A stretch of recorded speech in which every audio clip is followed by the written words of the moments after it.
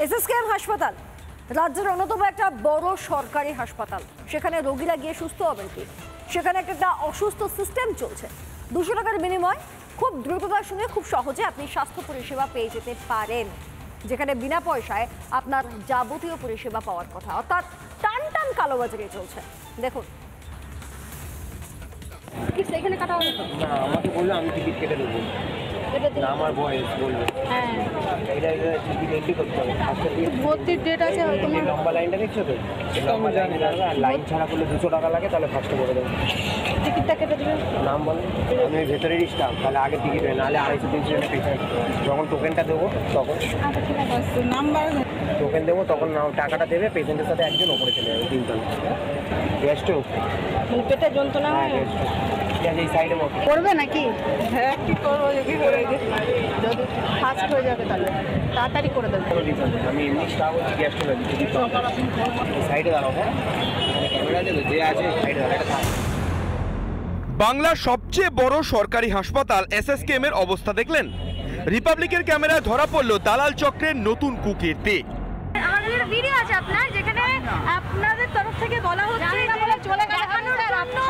দেখানোর জন্য 200 টাকা, ডাক্তার দেখানোর জন্য 200 টাকা, টেস্ট করার জন্য 300 টাকা। পালাচ্ছেন কেন? একটু শুনে যান, একটু শুনে যান। পালাচ্ছেন কেন? একটু শুনে যান, শুনে যান, শুনে যান। একটু পালাচ্ছেন কেন? একটু বলে যান, একটু বলে যান, একটু বলে যান, একটু শুনি আমরা। এসএসকেএম এ ফের সক্রিয় দালাল রাজ। পালাচ্ছেন কেন? পালাচ্ছেন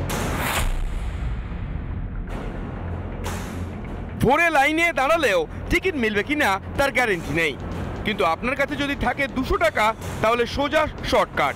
কাউন্টারের লাইনে দাঁড়ানোর দরকার নেই, টিকিট পৌঁছে যাবে হাতে। কি পদ্ধতিতে চলছে এই কারবার, একবার শুনুন সেই কুকীর্তি। এই টিকিট কাউন্টারে স্টাফ 1 থেকে 40টা আমরা টিকিট আগে তুলে নিই, তারপরে 40-এর পর থেকে সাধারণ পাবলিকে দেওয়া ছিল।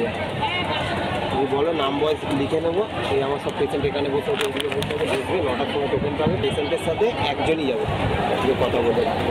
কেন? পালাচ্ছেন কেন? একটু দাঁড়িয়ে কথা বলে যান। স্বাস্থ্য পরীক্ষার জন্য আবার আলাদা রেট চার্ট। আর টেস্ট দিলে তখন আমার নাম্বার তো থাকবে, ফোন করে নেবে, তখন দেখে নেবে। টেস্ট দিলে আগে করে মানে ডেট দেয় তো এখানে। ডেট লাগবে না, আমি করে দেবো।